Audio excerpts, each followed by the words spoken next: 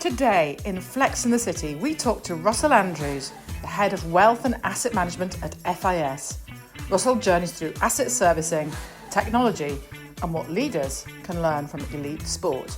All that happening right now in Flex in the City.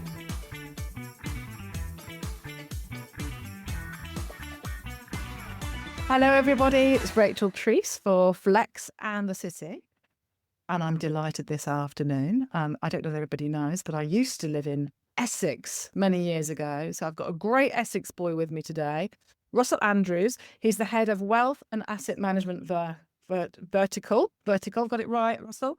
For FIS. Lovely to have you on Flex in the City, Russell. No, it's my pleasure, Rachel. I'm looking forward to it. Fantastic. So tell me a little bit about your journey. I do know, because we had a quick chit chat beforehand, that you are a real Essex boy. So if you don't mind, would you tell me a little bit about your journey? And I'm also excited. Your parents live in Hornchurch, which is where Yes. yeah. Look, I'd love to. So I am an Essex boy, Romford, in fact, which I think is probably the definition of an Essex boy. Was born there in 1982. Pretty standard sort of upbringing. Great place to grow up, actually, back in the 80s and early 90s. So much on the doorstep.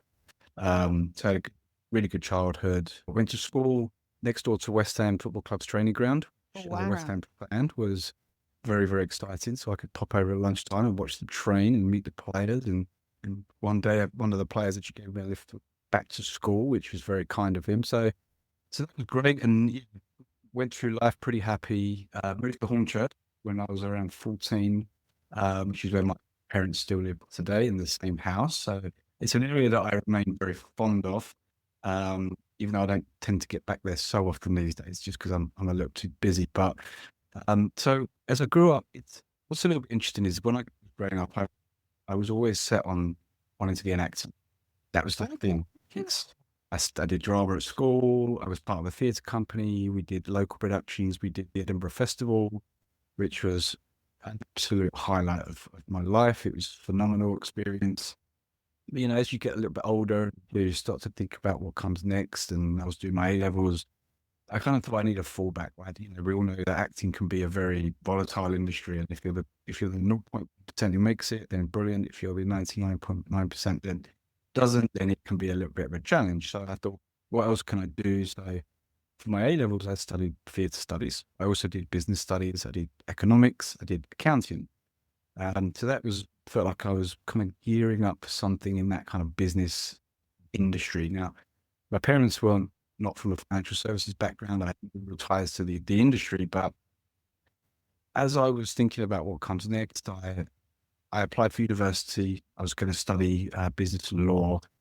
But I wanted to defer a year. And I always had that intention because I wanted to get a job. I wanted to have some money, take some of the financial pressure off going to university. And I wanted to sort of get some real world experience.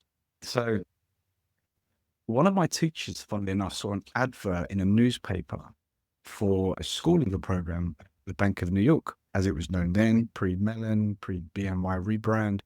So she brought this to my attention. I went through the process of making an application, got a letter through the door a couple of weeks later saying your application is successful. We'd like to invite you in to do a basic screening interview, I think just to check that I'm not some kind of lunatic.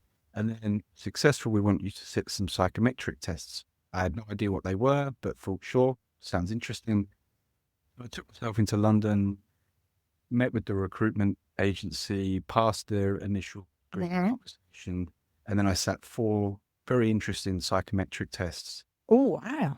It was a bit different at the time. And I can't remember them specifically, but it was really trying to understand the way your brain works, I think, the type of personality you have. So I did that, went home. A couple of weeks later, got another letter through the door saying, pass the tests. We'd like to invite you into an interview. So this time I was in Canary Wharf. So very exciting for a fresh-faced 18-year-old, right at the top of the tower. There was only one tower then, you remember. Met with a gentleman called Gareth Williams, who's now still in the industry. He's in Luxembourg as an independent fund director.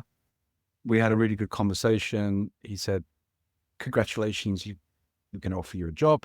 And, we want you to start in our fund accounting department because based on your psychometric test. So brilliant, shook hands. He said someone will be in touch around the administration, walked out and thought, what the hell is fund accounting? Right? I know what accounting is. I just studied it at A levels, but what is fund accounting? Sounds interesting. Obviously back then I can jump on Google and research it. So I had to go and sort of the old fashioned way and figure out what it meant. Did that, had a start date of the 4th of September 2000. So this year will be my 26th anniversary. So I started at Bank of New York, 18, fresh faced. And I'd say within about 6 weeks, fell in love.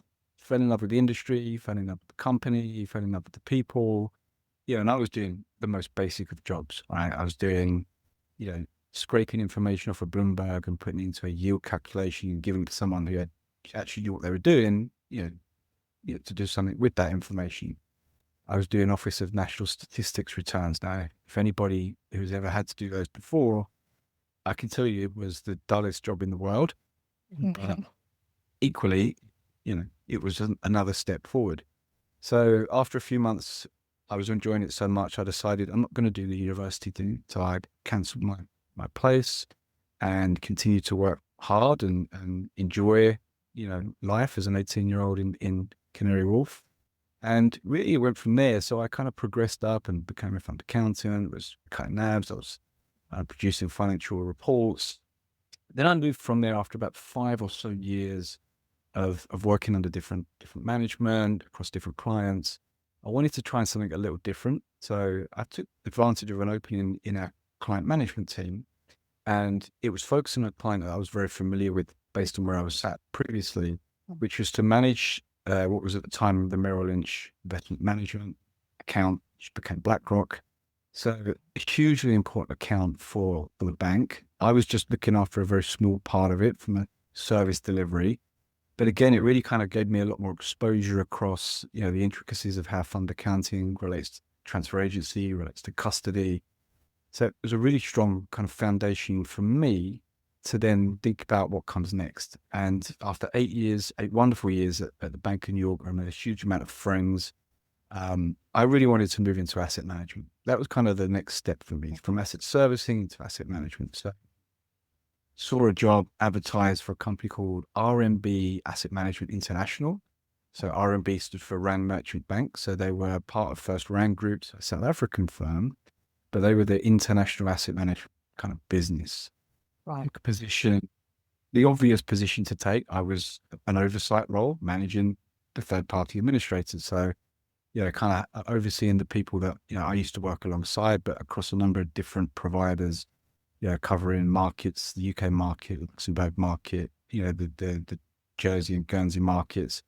Again, starting to kind of broaden my horizons around how asset management worked, and how the operations of that kind of held together. Then I kind of started to get twitchy feet again, I think I would describe it. And I figured I want to spend more time with clients again. So I moved into a client-facing role. In fact, I manufactured this role to some extent. We didn't really have a client sort of servicing team at the time. So I kind of spent probably 6 months sowing seeds of, we really need a team dedicated to do this. Eventually people bought into it and said, well, why don't you run it? Great. So that was really how I moved into asset management client-facing, which then became more around distribution. As the platform market really started to grow, asset managers relied on that distribution chain. So again, I kind of took the responsibility to say, I'll manage all of our platform relationships across UK, Europe, South Africa, Asia. And that really gave me, again, an even broader kind of understanding of not just how the operations of the asset manager, but how the distribution of asset management products and services went. So then that took me to the next kind of, pivot in my journey, which was to move from what had since become Momentum Global Investment Management to move into a company called SEI.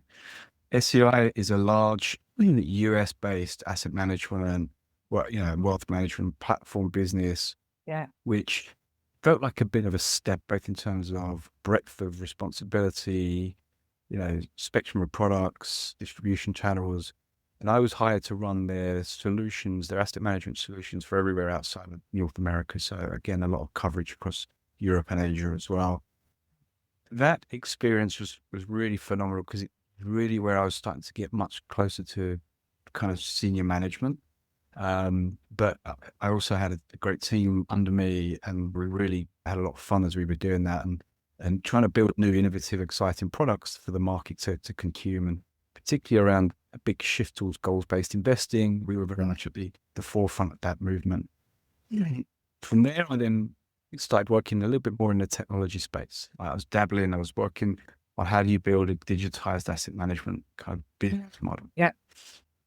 Which then led me to the last, most recent kind of plot twist in the journey, which was I love that plot twist. and it feels like it felt like it at the time. So I moved out of industry effectively, and I moved to a technology company. So I moved to FIS back in 2023, and realistically, moving from kind of asset management to technology it felt quite natural, right? Because the world is just so much more technology led these days. But FIS has such a strong foundation of solutions, right? It's probably the biggest, if not the most kind of broadest technology company in the industry. And I think it still perhaps doesn't have the awareness that it could or should. But if I said to you SunGard or Invest One or Investran, some of these products, people are very familiar. Yeah. So I joined FIS. Here I am today, enjoying the role immensely, enjoy the people I work with. And who knows what the next plot twist will be. But right now I'm very content, kind of adding value, hopefully doing what I do.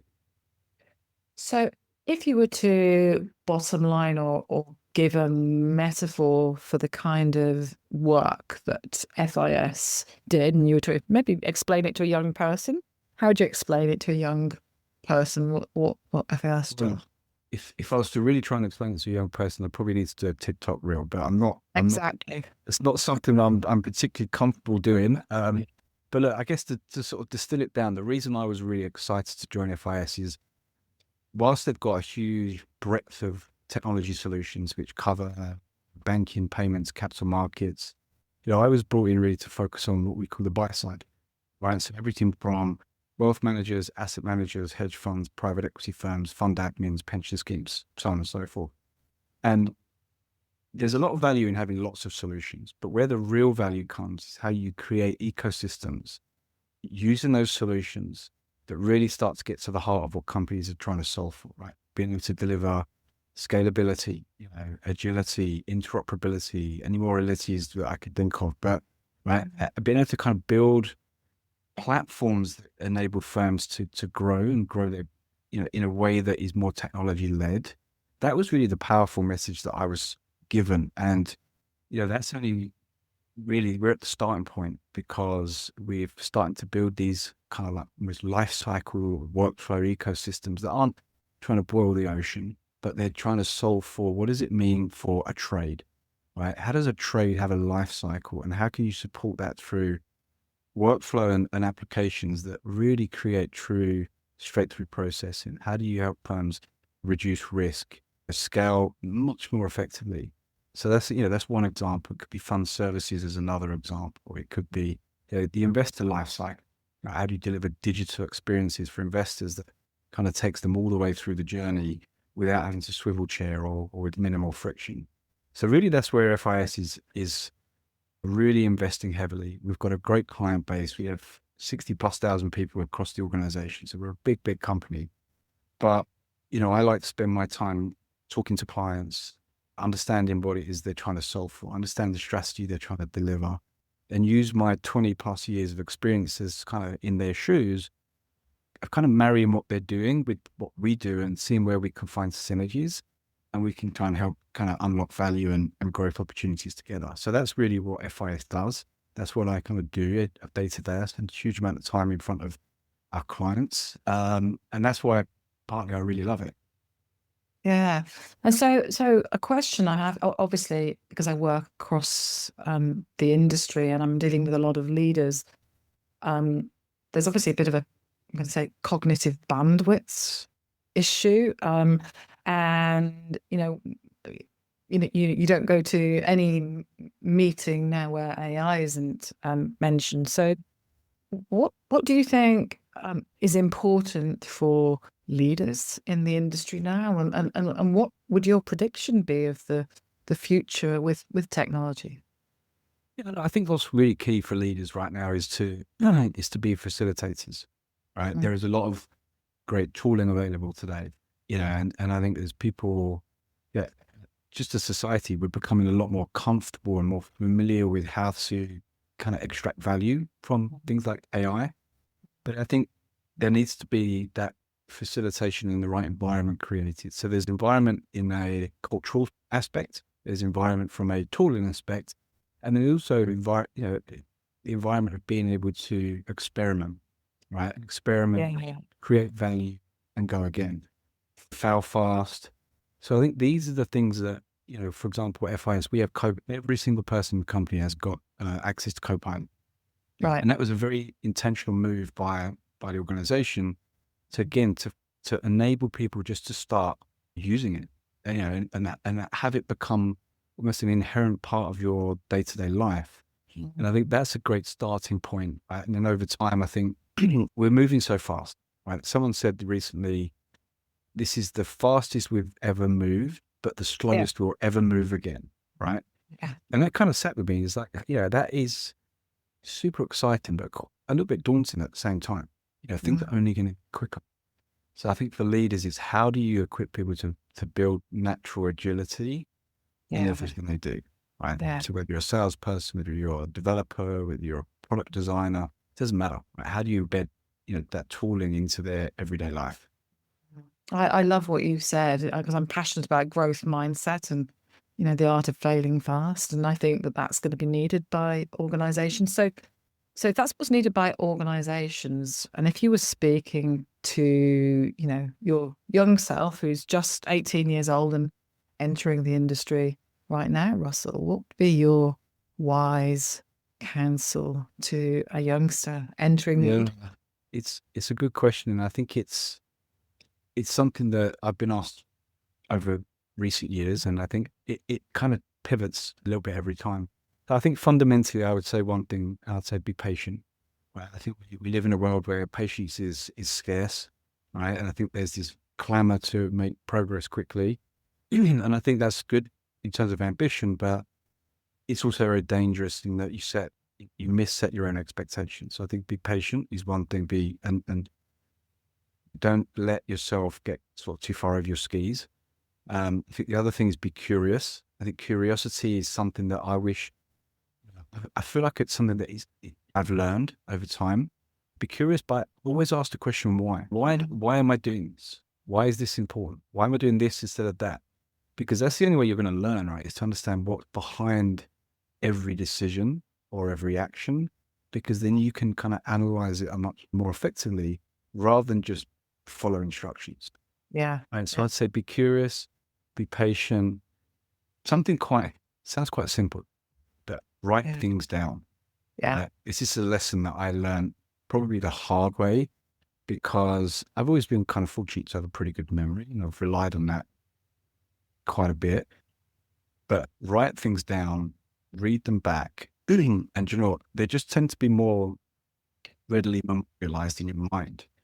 Right? And I think that's something that when time is a scarcity, being able to just have that kind of recollection of a small data point or something that you were told anecdotally, right? Just have that ability to be a sponge, and that will serve you very well, I think, in the long term, because that knowledge just kind of keeps layering, as you progress.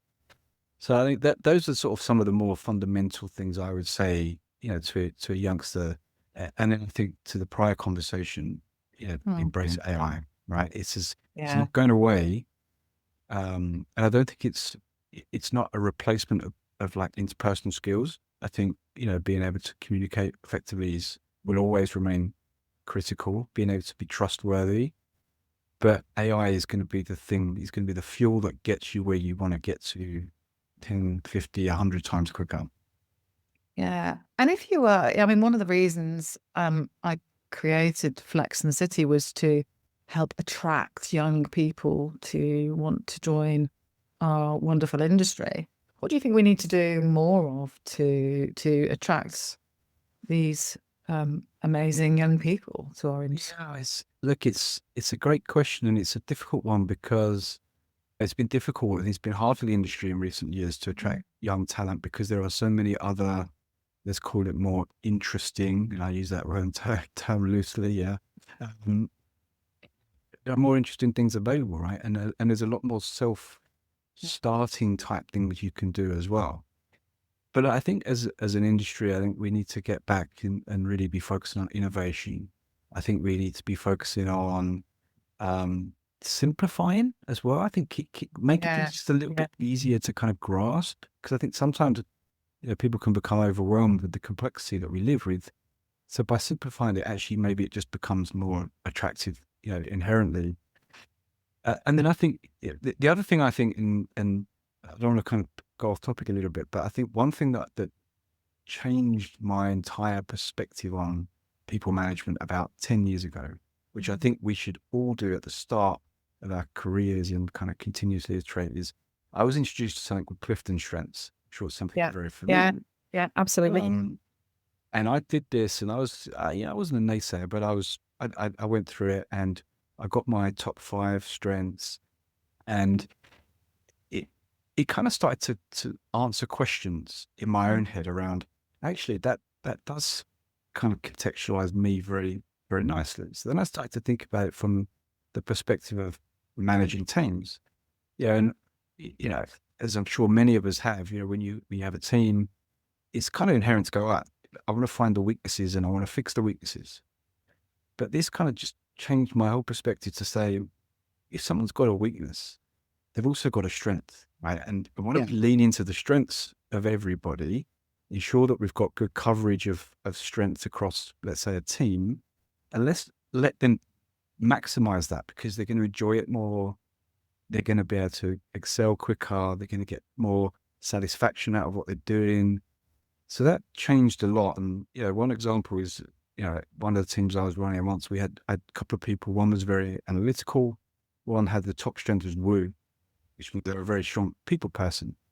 So we're going to, rather than just being like geographically divided, it was, you're going to focus on, let's say, contract reviews and provide the analytics from that. And you're going to be the one who gathers all the stakeholders together, everybody bought into what we're trying to achieve.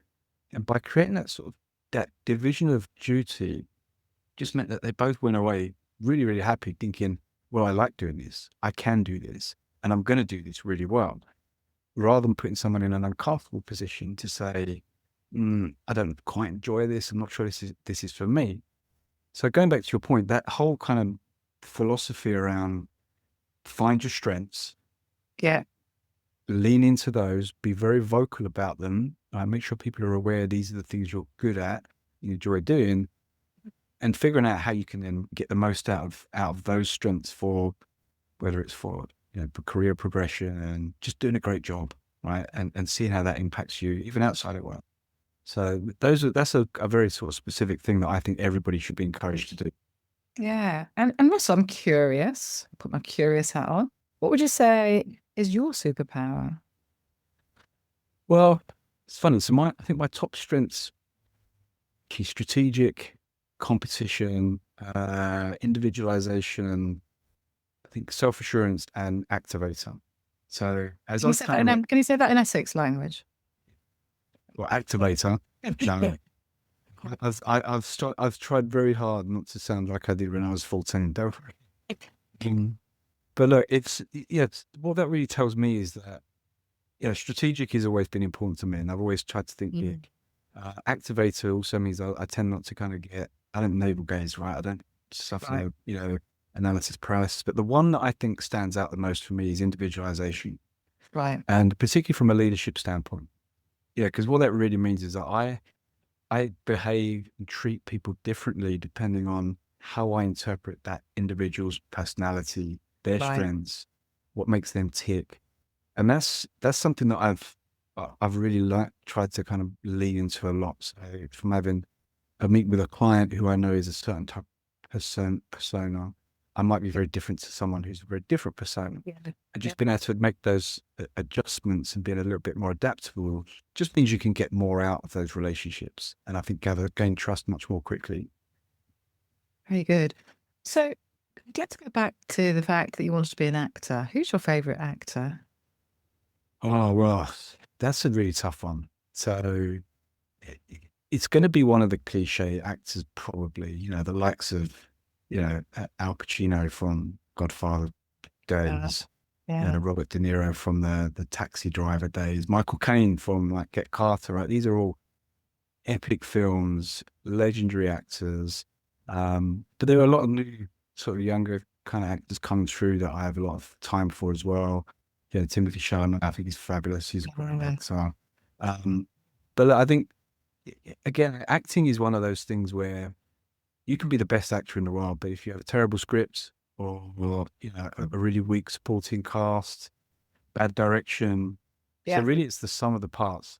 The lead yeah. actor often gets the all the the accolades, but without those things around it, ultimately they're just a, part of a cog that in a potentially failing movie. Absolutely. I love what you've said there. And so I'm curious again, in your career in the industry, when you um, look over your career at leaders who've been actually very good at pulling together the sum of the parts, is there Hmm. anybody that has really stood out as being Yeah, look, I've had many good leaders over the Mm. years, but there's probably two actually that I'd want to kind of call out for actually very different reasons. So the first was a guy called Bram Jordan, South African, very South African. Um, when I was at R&B, then Momentum, I joined in '08. We had a bad 18 months. You can imagine, we had the financial Yeah, yeah. crisis. There was layoffs, no pay rises, no bonuses, morale was low. And they kind of parachuted this guy in from South Africa. He was a kind of executive in the organization, and he managed to find a way of just galvanizing everybody and kind of reestablishing a real energy and an excitement and a passion we were there to do. And I think that stood out as really good leadership in a really tough environment. The other thing he did really well was he represented us back to the mothership Yeah. hugely well, right? Because you can be very quickly forgotten that like office, thousands of miles away. So that gave me a lot of leadership kind of almost guidance to follow from, how do you understand the environment you're in and make it the environment you want it to be? So that was one example. The other guy is a guy called Derek Zeller, who was my leader when I joined SEI. Derek is a great guy. He was SEI lifer. He'd been there 20 plus years when I joined. Um, he was where he really made a big difference was he did in fact create the environment, right? So he hired good people, set good goals, but it was about how do we create an environment that gives you everything you need to be successful. And that's kind of I've kind of taken that mantle on a bit of this sort of servant leader role, right? Mm. Where the most important thing I ever want to hear from my leadership or I would want my people to hear from me is what do you need from me, right? You know what your job is. We've agreed your goals, but what is it you need from me to facilitate that? That's one thing that stands out. And as soon as I hear someone say that, I know we're in a good spot. The other thing that, particularly for management of younger staff, is hearing them say, "Don't worry, if it goes wrong, we'll fix it." Like that assurance that Yeah. I got your Yeah, back, right? absolutely. Yeah. Mistakes happen. Yeah. Don't be afraid to make a mistake because I'm Yeah. here to fix it. So those are two things, and two people particularly who have stood out for me. Fantastic. And so, Russell, when you're not doing what you're doing in financial services, what is it that you love doing in your spare time? Uh, I love to travel.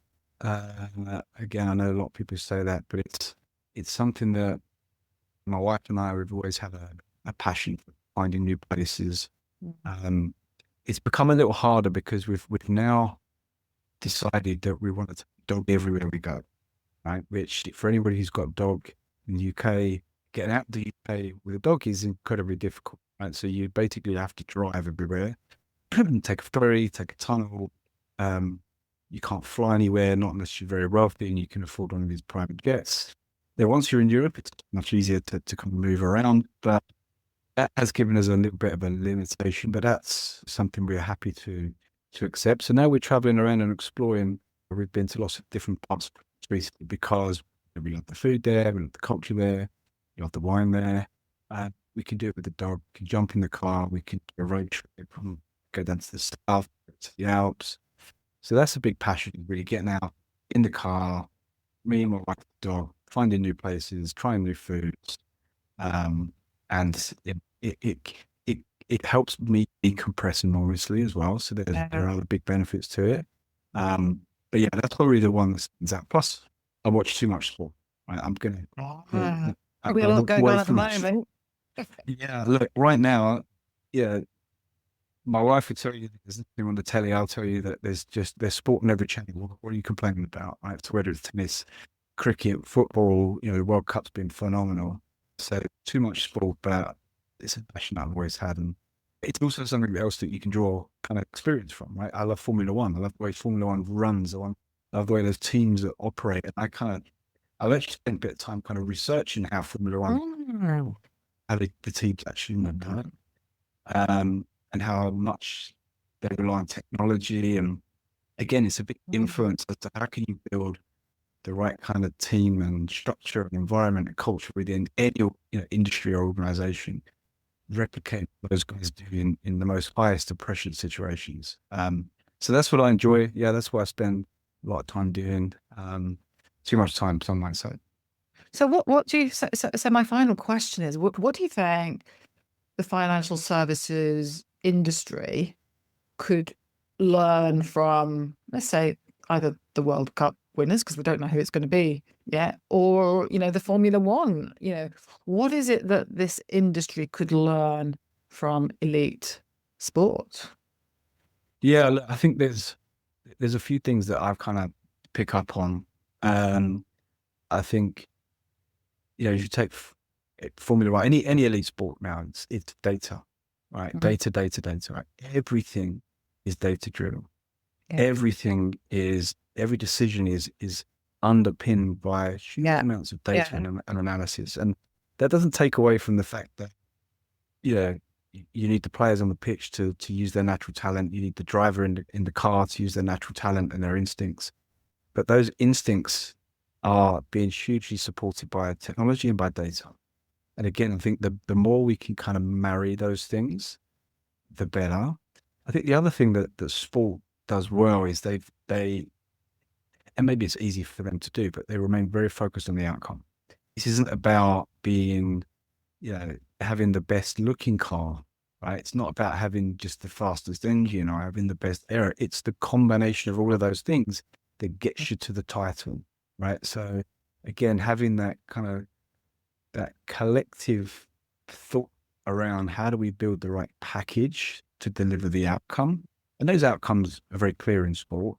In our industry, the outcomes can differ wildly. And I always like to go back to what's the ultimate outcome for the investor, right? Because they're the ones who ultimately pay everybody's wages, like it or not. So, the more you can anchor back to the outcome, the more you can focus on how to use data to drive every decision. How can you operate like an effective team? I think there's more ground for us to make up in those areas. Russell Andrews, it's been an absolute joy and a pleasure interviewing you on Flex and the City this afternoon. And thank you so much for being here. It's been a conversation. The pleasure is all mine, Rachel. It's been great. Appreciate it. And that's a wrap for this episode of Flex and the City. We hope that you found inspiration and valuable nuggets of wisdom to elevate your leadership journey. Don't miss out. Subscribe on your favourite platform. And if you enjoyed the episode, please do leave us a review. Your feedback really matters. Thank you.